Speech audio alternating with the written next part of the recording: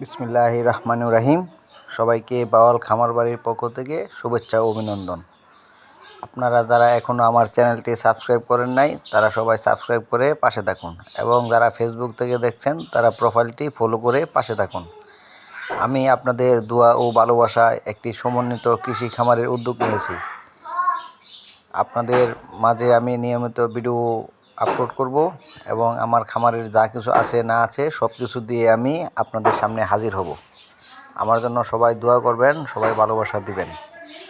মানুষের দোয়ার থেকে বড় কিছু নাই। আমি এখানে কিছু মাসকলাই রোপণ করেছিলাম, এটি আমার কৃষিতে প্রথম, এবং আলহামদুলিল্লাহ আমি এতে অনেক সন্তুষ্ট।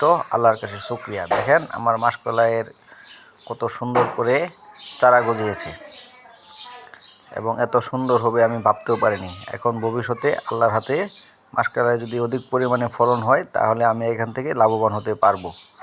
এবং আমি দেখাশোনার কোনো কমতি রাখছি না। গতকালকেও সাদা সার ইউরিয়া মেরে দিয়েছি, আব্বাকে দিয়ে 2 কেজি সার আনিয়ে এখানে দিয়ে দিয়েছি। এবং দেখেন আমার কেলাইগুলি কত সুন্দর করে চারা গজিয়েছে।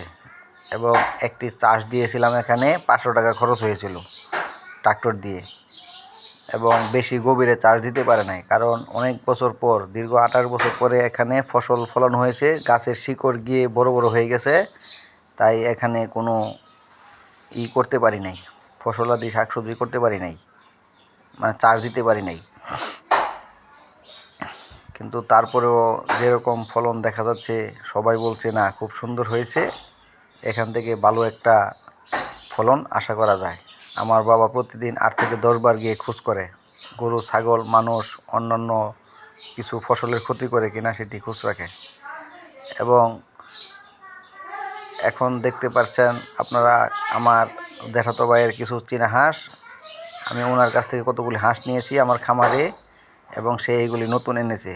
সে একটা পাইকারের মতো বাসাবাড়ি থেকে কিনে তারপরে কিছু দিন রেখে বিক্রি করে দেয়। এটাও একটা লাভজনক একটা ব্যবসা। অল্প কিছু টাকা লাভ হলেই সে বিক্রি করে দেয়। আমি এখান থেকে দরদাম ঠিক করে দুটো ঠিক করেছি, এবং এখান থেকে নেওয়ার চেষ্টা করব। এবং হাঁসগুলোকে বাড়িতে কলের পাড়ে হাউস করে দিয়েছে, এবং এই হাউসে তারা খুব সুন্দর করে গোসল করে।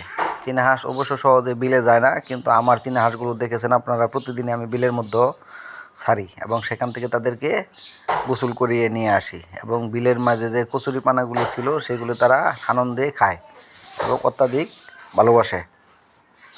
আর এখানে শুধু সে গোসল করাচ্ছে, এখানে কোনো খাবার দাবার নাই, প্রাকৃতিক কোনো খাবার নাই, এই জন্য তার খাবার খরচটা একটু বেশি। এখন দেখতে পাচ্ছেন আমার একটি ছাগলের 2টো বাচ্চা হয়েছিল, একটি বাচ্চা কী কারণে জানি মারা গিয়েছিল, আমি ছিলাম না। এখন আমি এসেছি, এই ছাগলগুলির অবস্থা খুবই করুণ, এবং একে নিয়মিত ট্রিটমেন্ট দেওয়া হচ্ছে। বৃষ্টির কারণে তাদেরকে গোসল দেওয়াতে পারছি না ঠান্ডার ভয়ে, এবং এই ছাগলগুলিকে নতুন একটি ঘর করে দিয়েছিলাম। সিঁড়ি বায়ার কোনো সিঁড়ি